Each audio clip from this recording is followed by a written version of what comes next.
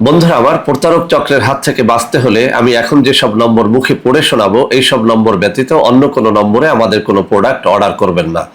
01825554466, 01825554455, 01788746430, 09647450450। আসসালামু আলাইকুম ওয়া রাহমাতুল্লাহি ওয়া বারাকাতুহু। বিসমিল্লাহির রহমানির রহিম।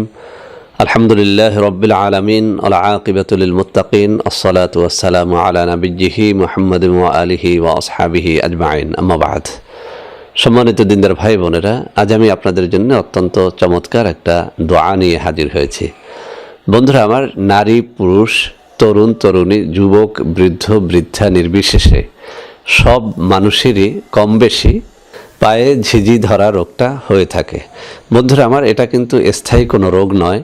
কারো কারো ক্ষেত্রে একটুখানি বেশি দেখা যায়, তবে এটা কম বেশি কিন্তু সবারই হয়ে থাকে। একটানা কোনো জায়গায় যদি আপনি দীর্ঘ সময় ধরে বসে থাকেন, সেটা আসন করে বসা হতে পারে, হেলান দিয়ে বসা হতে পারে, অনেক সময় কিন্তু আমাদের পা ঝিঝি ধরে যায়। তো বন্ধুরা আমার, এই পায়ে ঝিঝি ধরলে আমাদের সবারই কিন্তু খুব রকমের অস্বস্তি হয়, কিন্তু করার কিছু থাকে না। যতক্ষণ না ঝিঝি ধরাটা না ছাড়ে ততক্ষণ পর্যন্ত কিন্তু সেই অস্বস্তি নিয়ে সেখানে বসে থাকতে হয়। হঠাৎ জরুরি প্রয়োজনে উঠতে হলেও তখন কিন্তু খুঁড়িয়ে খুঁড়িয়ে হাঁটতে হয়, কেননা যতক্ষণ পর্যন্ত না পায়ের ঝিঝি ধরাটা না ছাড়ে ততক্ষণ পর্যন্ত কিন্তু ক্লিয়ারলি হাঁটা যায় না। তো বন্ধুরা আমার বেশ কিছু ভাই ও বোন অনেক দিন পর্যন্ত একটা রিকোয়েস্ট করছিলেন যে স্যার, কিভাবে পায়ের ঝিঝি ধরা রোগ থেকে আমরা বাঁচব। তো বন্ধুরা আমার, আসলে আমি এটা খুঁজতেছিলাম যে এটার চিকিৎসাটা কী দিব। আসলে অনেক বিষয় কিন্তু আমাদের জানা থাকে না, এটা স্বীকার করার মধ্যে কোনো লজ্জা নেই।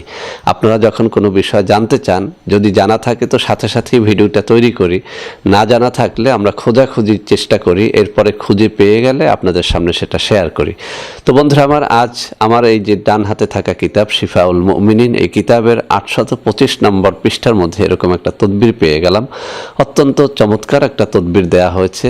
এটা নারী পুরুষ নির্বিশেষে যে কোনো বয়সের যে কোনো মানুষ এটা করতে পারবেন, একেবারে সহজ একটা তদবির। তো বন্ধুরা আমার, এখানে যে কথাটা বলা হয়েছে আমি আপনাদেরকে একটু পড়ে শোনাই, তাহলে আপনারা বুঝতে পারবেন যে ঝিঝি ধরা রোগটা থেকে আরোগ্য লাভ করাটা আমাদের জন্য কতটা সোজা। তো বন্ধুরা আমার, আমি এখান থেকে পড়ে শোনাচ্ছি। এখানে যে শিরোনাম করা হয়েছে সেটা হচ্ছে পায়ের ঝিঝিয়া বাতের তদবির। কারো পায়ে ঝিঝি লাগলে নিজের প্রিয়জনের কথা স্মরণ করলে তা ছুটে যায়। একজন মুসলমানের জন্য হজরত মুহাম্মদ সাল্লাল্লাহু আলাইহি ওয়াসাল্লাম অপেক্ষা অধিক প্রিয় আর কেহ নেই। কাজেই হজরত সাল্লাল্লাহু আলাইহি ওয়াসাল্লামের কথা স্মরণ করলেই ঝিঝি ছেড়ে যাবে ইনশাআল্লাহ।